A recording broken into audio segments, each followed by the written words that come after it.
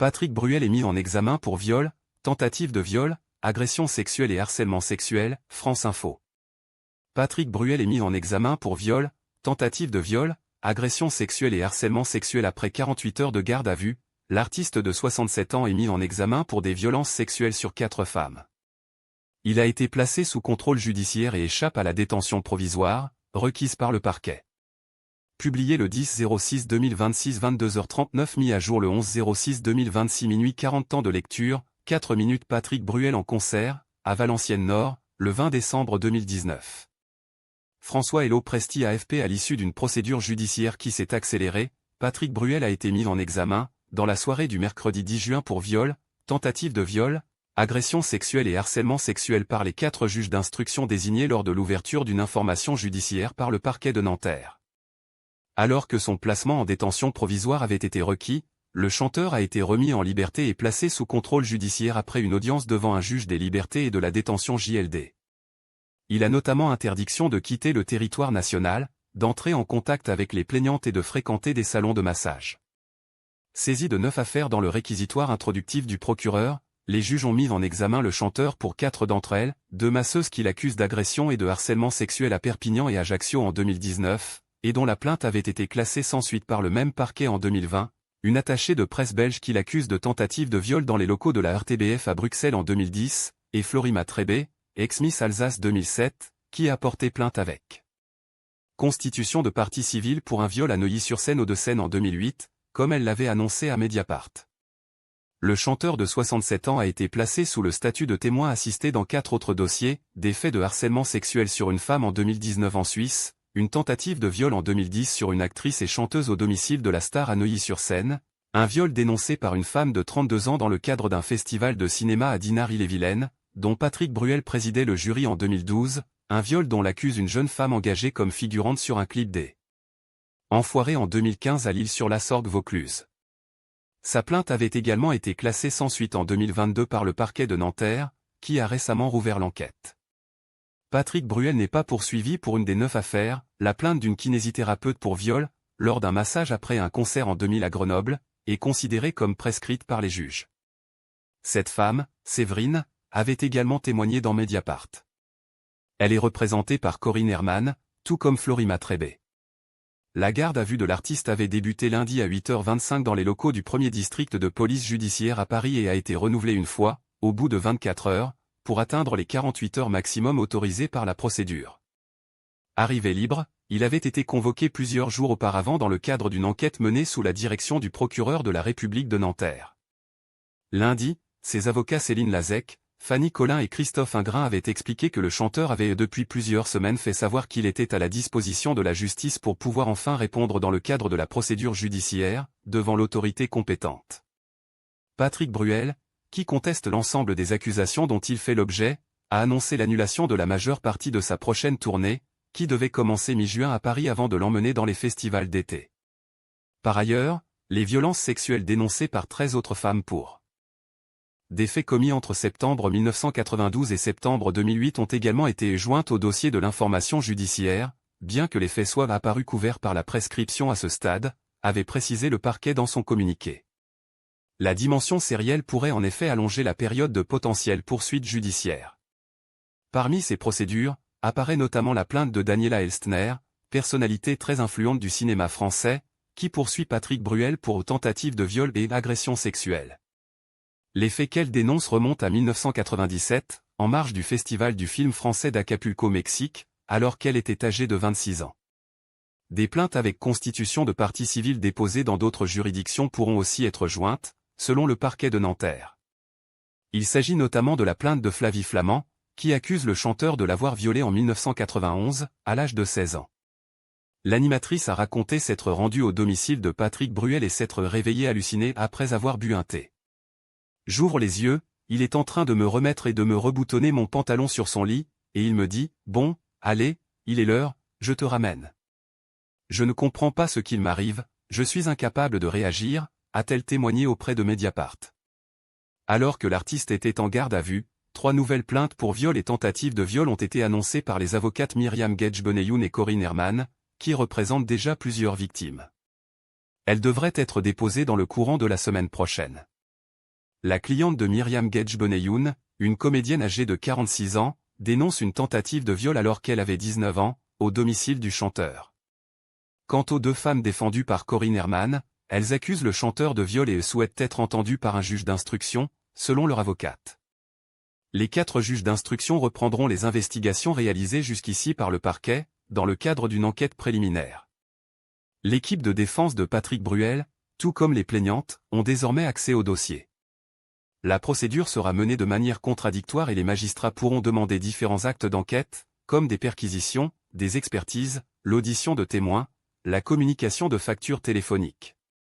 À l'issue de cette information judiciaire, différentes possibilités s'offriront aux juges, qui pourront ordonner un non-lieu si les charges à l'encontre de Patrick Bruel sont jugées insuffisantes, le renvoyer devant le tribunal correctionnel pour les faits de harcèlement sexuel et d'agression sexuelle ou le mettre en accusation devant une cour d'assises ou criminelle pour les tentatives de viol et viol. Sujet suivant. Document France TV. Avant l'affaire Liana, ce que contenait la plainte pour viol sur mineur déposée par la mère de Rosa en 2025 contre Jérôme Barella, France Info. L'onde de choc de l'affaire Liana continue de se répandre. France Télévisions a pu avoir accès à la plainte déposée en août 2025 par la mère d'une autre victime présumée de Jérôme Barella, la petite Rosa, aujourd'hui âgée de 11 ans. C'est cette plainte qui cristallise toutes les critiques sur le dysfonctionnement de la justice. Retour sur le témoignage de la petite fille, précis et glaçant. C'est une mère dévastée qui sort de l'ombre pour attaquer l'État en justice. Elle accuse depuis un an Jérôme Barella de multiples viols sur sa fille, sans qu'il n'ait jamais été entendu dans ce dossier. L'œil du 20h a pu consulter la plainte qui aurait pu tout changer. Le 22 août 2025, Audrey se rend à la gendarmerie de Plaisance-du-Touche, près de Toulouse, en Haute-Garonne. Elle affirme que sa fille Rosa, alors âgée de 10 ans, a été violée à plusieurs reprises par Jérôme Barella, un proche de la famille depuis un an. Rosa faisait du taekwondo avec les filles de Jérôme. Elle s'est approchée de ses 2 filles et j'ai échangé avec Jérôme puisque les enfants voulaient se voir plus souvent. Il est donc arrivé à plusieurs reprises que Rosa se rende au domicile de Jérôme, explique la mère de famille dans son témoignage. Elle raconte qu'il faisait des cadeaux à Rosa, qu'il lui téléphonait souvent et qu'il l'invitait même sans ses propres enfants. Certaines fois, les filles de Jérôme n'étaient pas au domicile, mais il voulait à tout prix voir Rosa, raconte-t-elle encore dans la déposition.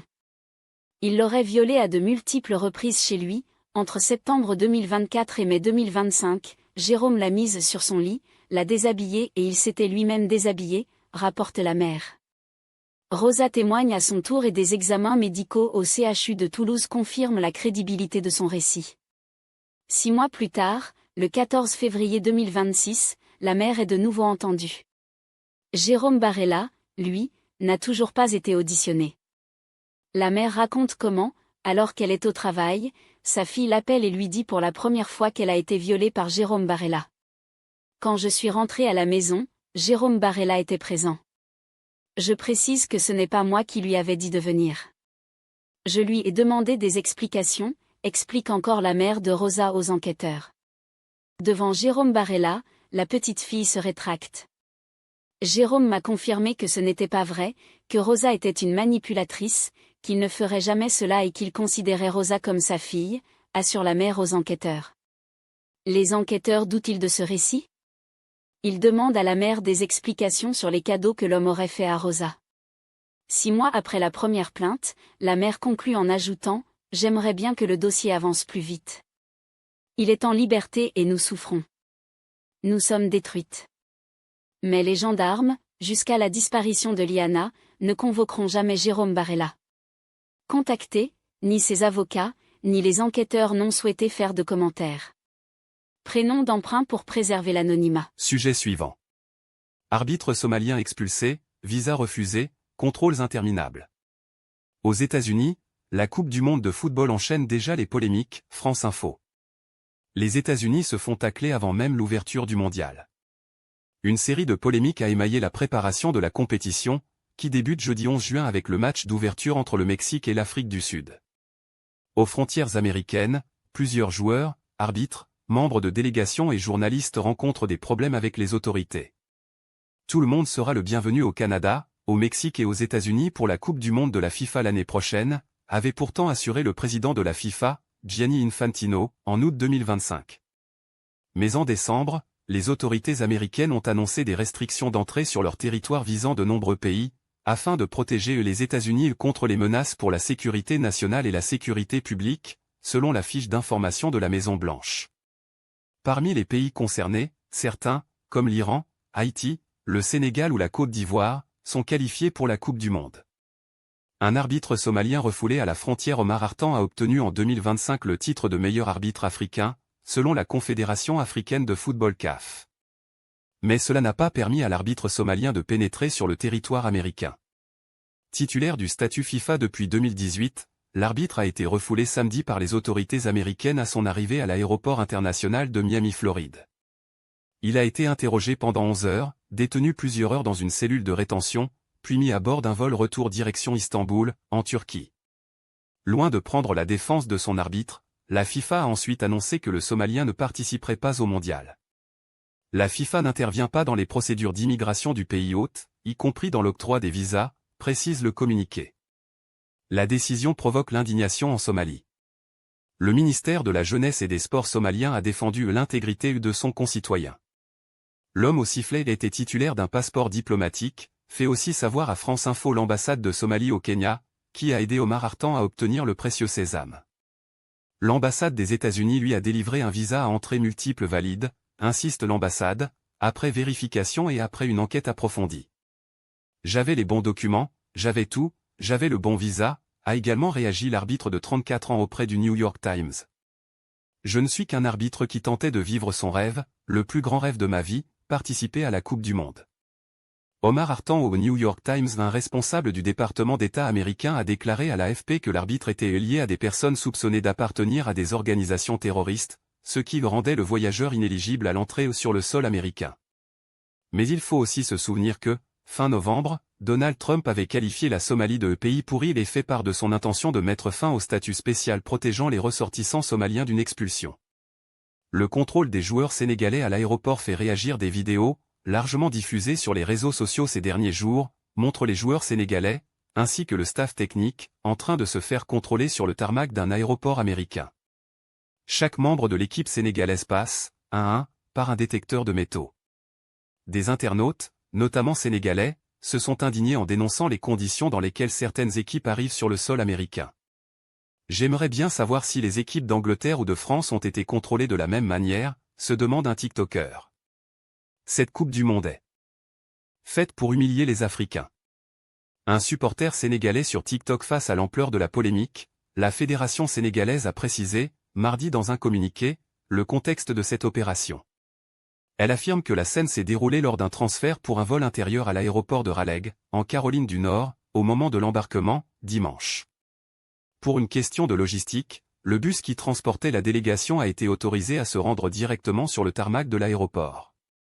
Cette procédure a permis aux joueurs et aux membres du staff d'effectuer l'ensemble des contrôles de sécurité et de police directement au pied de l'avion, sans avoir à transiter par les zones habituelles de l'aérogare et les salles d'embarquement, explique le communiqué.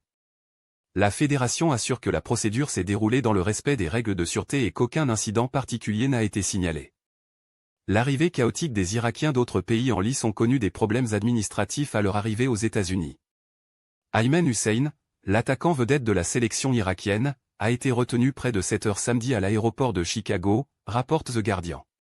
Le joueur d'Al-Karma a vu son téléphone inspecté par les douanes américaines, confie au quotidien un responsable irakien. Ayman Hussein a finalement pu entrer sur le sol américain avec ses coéquipiers, mais le photographe officiel de la sélection n'a pas eu cette chance, malgré un visa valide. Talal Salah a été retenu pendant plus de 10 heures, a subi des contrôles téléphoniques similaires et s'est finalement vu refuser l'entrée aux États-Unis, ajoute le responsable irakien au journal britannique. Les autorités américaines n'ont pas donné d'explication, mais cela ne va pas aider la sélection irakienne, futur adversaire de la France, à bien préparer son mondial. Les joueurs iraniens dans le flou. Les frappes entre les États-Unis et l'Iran ont repris depuis mardi et ce contexte international ne va pas contribuer à la sérénité de la sélection iranienne. Après une période d'incertitude sur leur participation, les joueurs iraniens se sont préparés dans leur camp de base mexicain de Tijuana. Les joueurs et l'encadrement iranien ont reçu leur visa pour les États-Unis, où ils doivent disputer leurs 3 premiers matchs, mais plusieurs accompagnants ont, eux, vu leur demande refusée, dont le président de la fédération, Mehdi Taj. La sélection va donc se rendre à Los Angeles le 14 juin, par vol charter, à la veille de son entrée en lice contre la Nouvelle-Zélande prévue le lendemain, selon le porte-parole de la fédération iranienne. Ce rendez-vous est très attendu par la massive communauté iranienne présente dans la Cité des Anges. Pourtant, les supporters pourraient faire les frais des tensions géopolitiques avec les États-Unis. La fédération iranienne accuse les États-Unis de lui avoir retiré son quota de tickets pour le mondial. Les États-Unis empêchent une nouvelle fois les supporters iraniens d'assister au match de poule de l'équipe nationale, dénonce la fédération dans un communiqué, avant de rappeler le règlement de la FIFA, qui attribue des places à chaque pays pour ces matchs. Ni la FIFA ni la fédération ou les autorités américaines n'ont réagi. Des journalistes africains privés de mondial? Patrick Guittet, journaliste ivoirien, couvrira la Coupe du Monde depuis son bureau d'Abidjan. On ne comprend rien, confie à l'équipe le reporter qui travaille pour la chaîne de télé NCI et pour son site sport-ivoire.ci. Avant, pour les Coupes du Monde, on était super bien reçus. En 2014, au Brésil, en Afrique du Sud en 2010 ou en Allemagne en 2006, c'était magnifique. Les gens sont aujourd'hui découragés, les cautions demandées sont folles. Visiblement, on ne veut pas nous voir aux États-Unis. Patrick Guittet, journaliste ivoirien à l'équipe.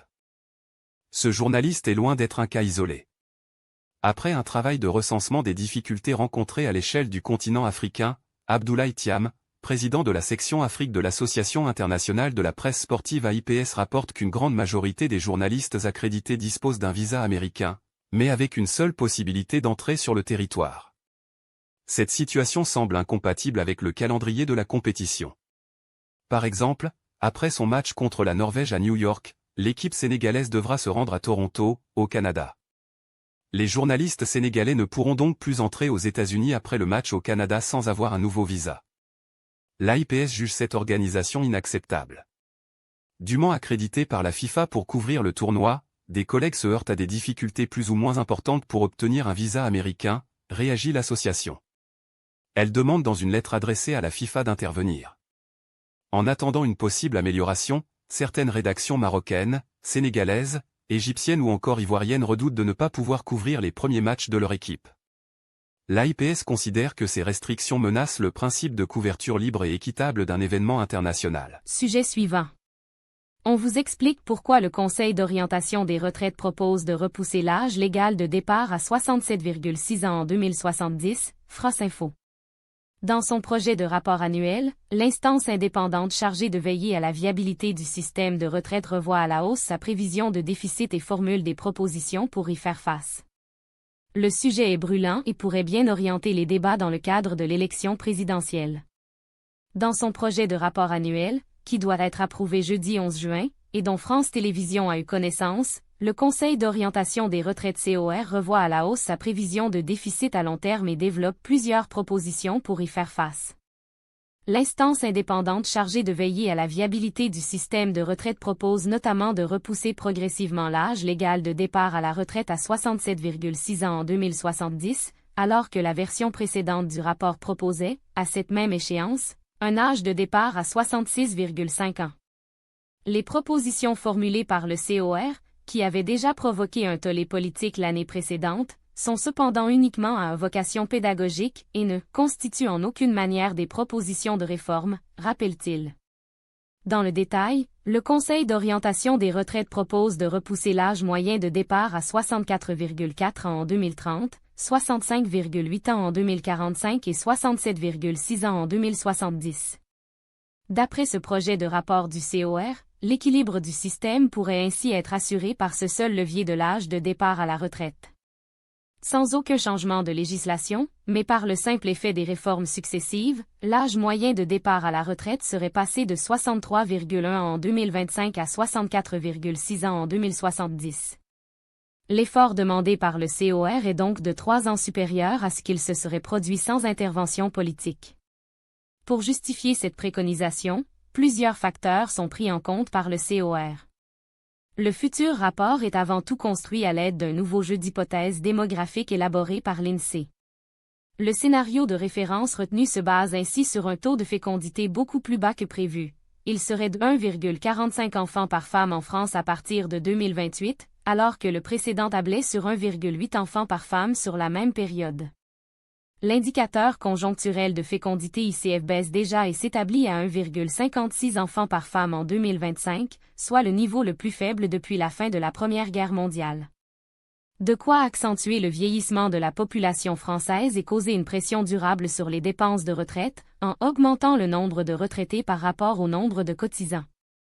En d'autres termes, avec la baisse de la natalité, il n'y aurait pas assez d'enfants pour financer le système de retraite. Le COR appelle cependant à la prudence dans son pré-rapport, les évolutions de la natalité au-delà de 20 ans étant considérées comme complexes à prévoir.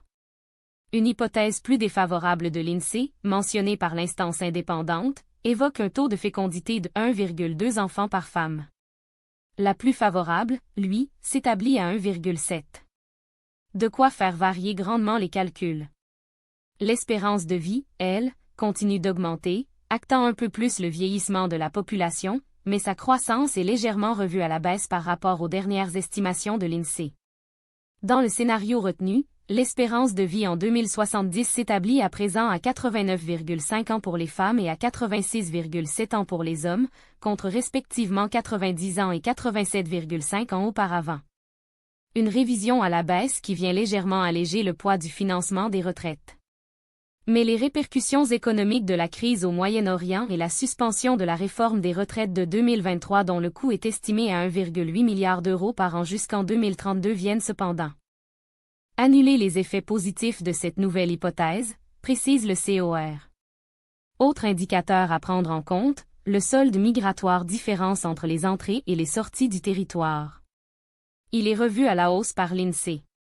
Cela devrait redonner du souffle au système des retraites, au moins pour un temps, en augmentant la part de population active, et donc des cotisants. Quelques 150 000 personnes sont attendues dès 2026, contre 70 000 par an dans l'ancienne hypothèse. Une hausse importante qui permet aussi de compenser en partie les conséquences de la suspension de la réforme des retraites et la situation internationale défavorable. Mais selon les projections de l'INSEE, après 2037, l'immigration ne suffirait plus à compenser le déficit naturel entre les décès et les naissances et le nombre d'habitants en France commencerait alors à décliner. Enfin, la révision de la trajectoire à 2070 présentée par le Conseil d'orientation des retraites s'explique aussi par de nouvelles règles concernant le régime complémentaire Agirc-Arrco. Ces règles, qui entreront en vigueur en 2038, sont plus favorables pour les assurés que ce qui était précédemment anticipé, et auront donc un coût. Ces différents éléments démographiques et conjoncturels devraient entraîner une dégradation du déficit du système par répartition, atteignant 2,4 de PIB en 2070, soit un point de plus comparativement aux précédentes estimations datées de 2025. Et ce déficit sera reparti très différemment, selon les régimes de retraite. La part des dépenses de retraite dans le PIB devrait d'abord rester assez stable durant 20 ans. Puis, à partir de 2045, progresser, jusqu'à atteindre 15,3 en 2070. Toujours selon les estimations développées par le COR dans son pré-rapport, travailler plus longtemps aurait des effets positifs sur l'économie.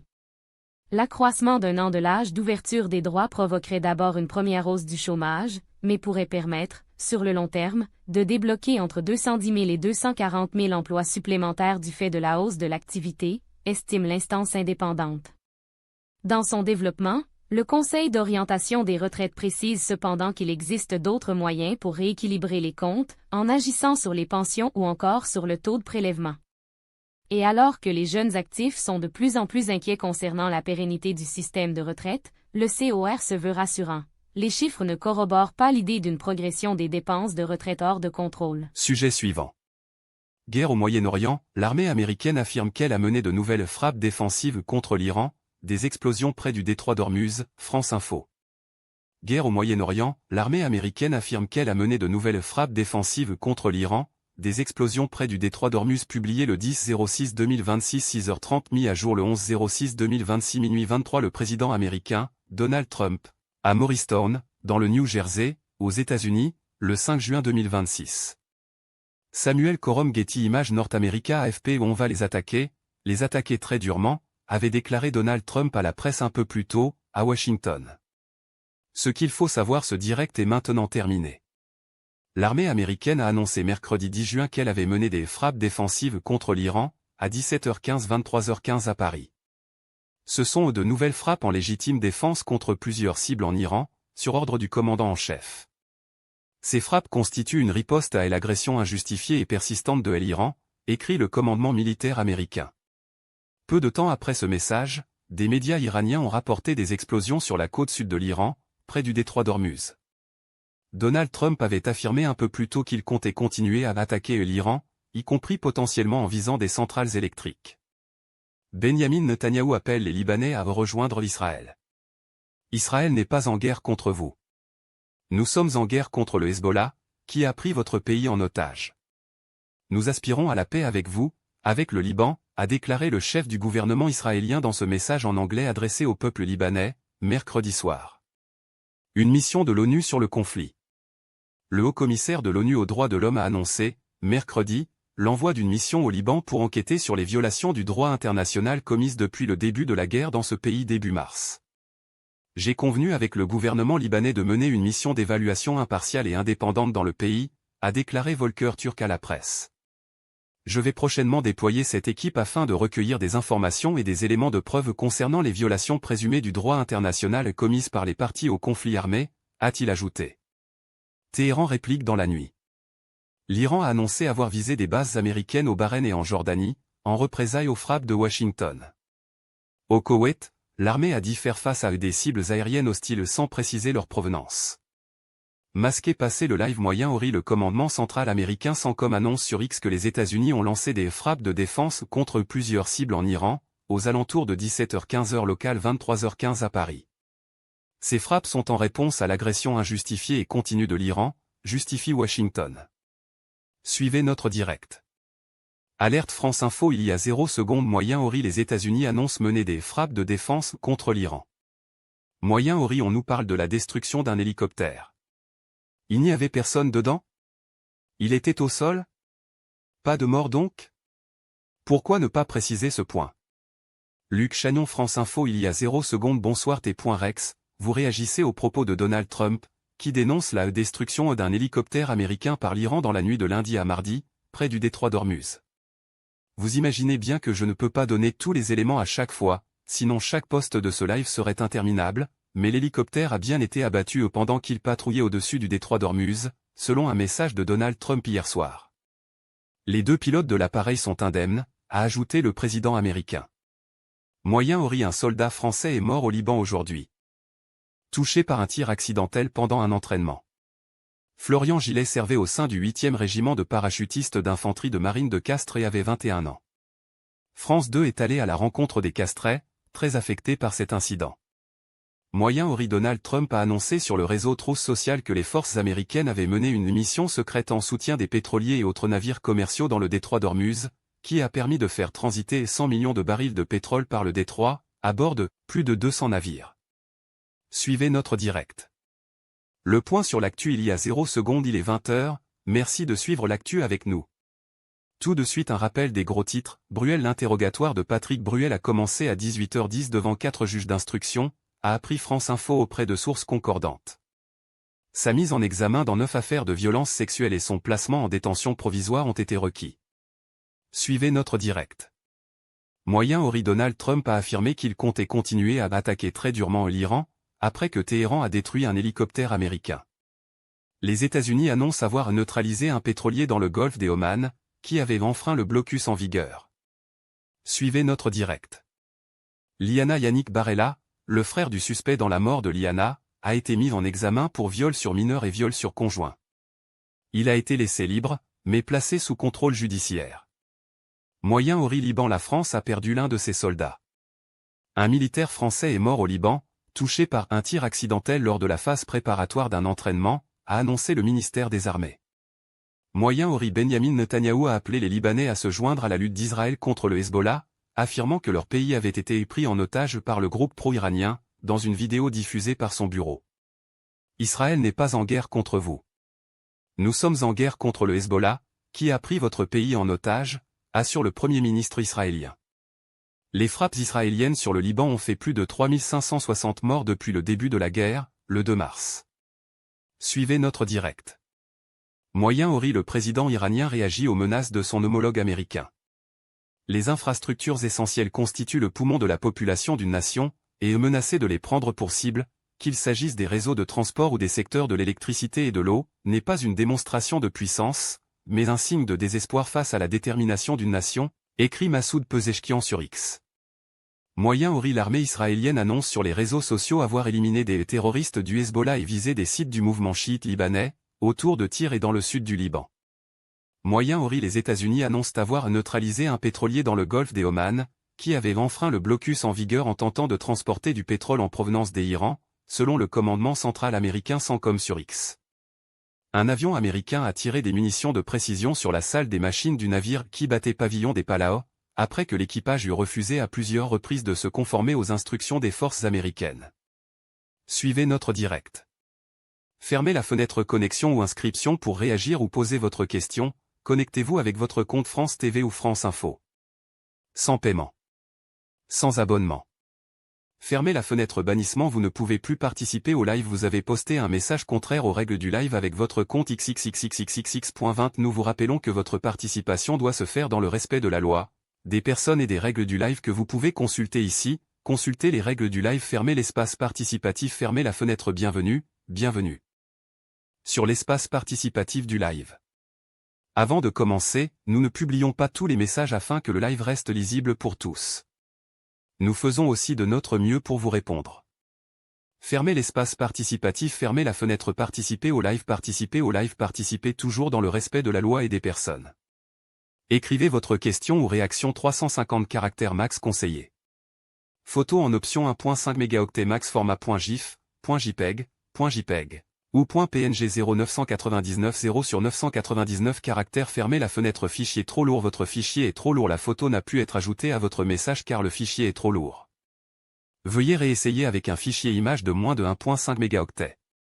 Fermez la fenêtre échec d'envoi de commentaires. Votre message n'a pas pu être envoyé. Une erreur s'est produite. Nous vous invitons à réessayer dans un instant. Le live est l'actu en continu sur France Info. Nos journalistes vous font vivre l'actualité en temps réel. Suivez, réagissez et posez vos questions. Accédez au live.